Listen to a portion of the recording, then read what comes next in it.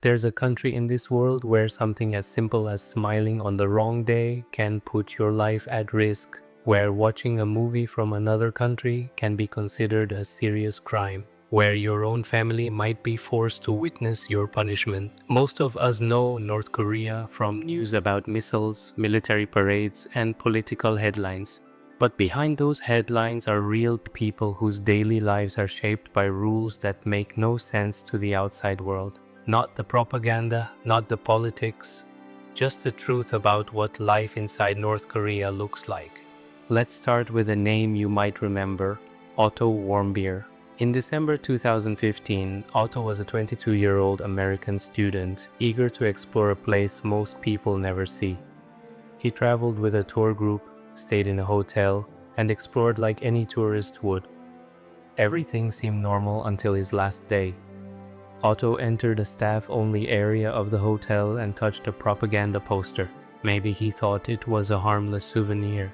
Maybe he didn't know the risks, but the hotel had cameras everywhere. Within hours he was arrested. Within weeks he was tried and sentenced to 15 years of hard labor. His family back in America had no information about his whereabouts. Otto was sent to Kwaliso prison camp number 15, a place that, according to satellite images and reports from human rights organizations, houses over 120,000 prisoners at any given time. Former inmates describe severe forced labor, harsh conditions, and constant fear. Guards often treat punishments as entertainment. After 17 months under pressure from the US government, Otto was returned to America, but he was in a coma. Doctors reported severe brain damage and misaligned teeth. 6 days later, Otto Warmbier passed away. His only crime? Attempting to take a poster worth a few dollars. While Otto's story shocked the world, ordinary North Koreans face similar dangers every day.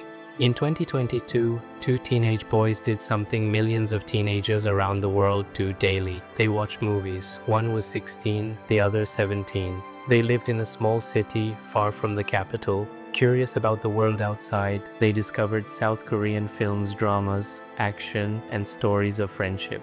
While South Korean movies are popular across Asia, in North Korea they are banned. The government considers them a threat, claiming they spread foreign ideas that could weaken loyalty to the state. These boys, like many others, wanted to enjoy a movie in secret. They copied films onto discs and shared them quietly. For a while they went unnoticed. Then someone discovered their activities. Soldiers came, dragged them from their homes, and tied them in a public area. 6 soldiers carried out the orders. The boys cried, pleaded, but no mercy was shown. After the execution, their bodies were reportedly handled in a way meant to send a warning even after death. The message was clear: introducing foreign ideas would not be tolerated. These boys were not spies. They weren't plotting against anyone. They simply wanted to watch movies, a simple pleasure we take for granted. You might think that only ordinary citizens face these punishments, but even high-ranking officials are not safe. In April 2019, Kim Jong-un traveled to Vietnam to meet President Donald Trump. The first public meeting between the two leaders attracted worldwide attention, but when Kim returned home, he became suspicious of his officials. 4 long-serving government officials were suddenly arrested. Families were not informed. First, they were executed by firing squad, and their bodies were reportedly disposed of to send a warning. Even those close to the leader were not spared. In 2013, Kim's own uncle, Jang Song-taek, was accused of treason.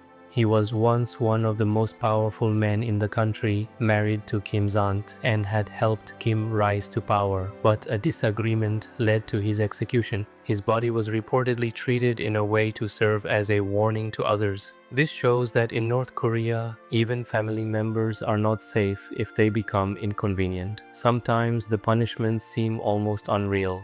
A military general, whose identity remains private, made a small mistake during a public event. Kim Jong-un was giving a speech, and the general, standing at attention, closed his eyes momentarily. That minor act was reported.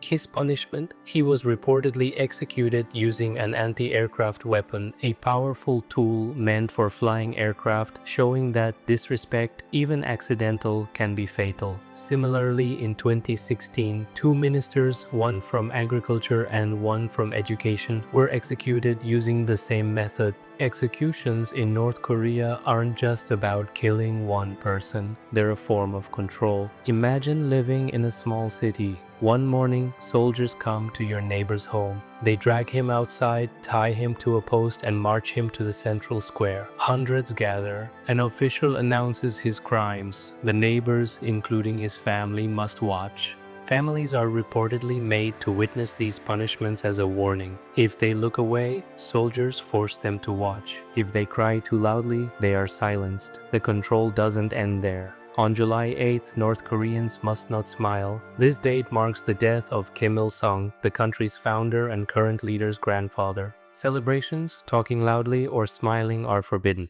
Anyone seen smiling even at a child can be arrested. Sometimes, mourning lasts for 11 consecutive days. 11 days without joy. 11 days of walking with heads down, afraid to express even a moment of happiness. Imagine seeing your child do something adorable and remembering the date. Fear overrides even love.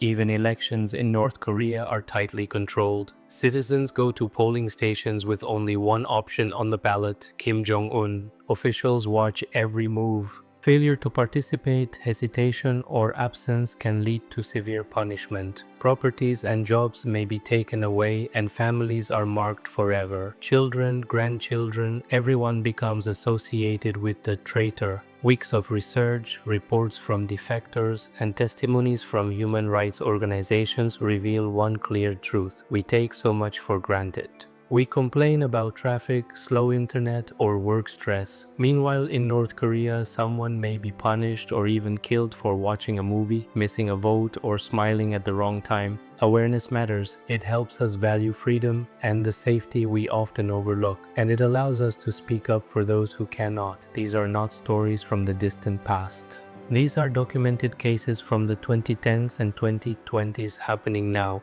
Teenagers watching movies, officials serving the regime, generals making small mistakes, families forced to witness punishments. They were real people with real lives, families, and dreams. Their stories deserve to be told.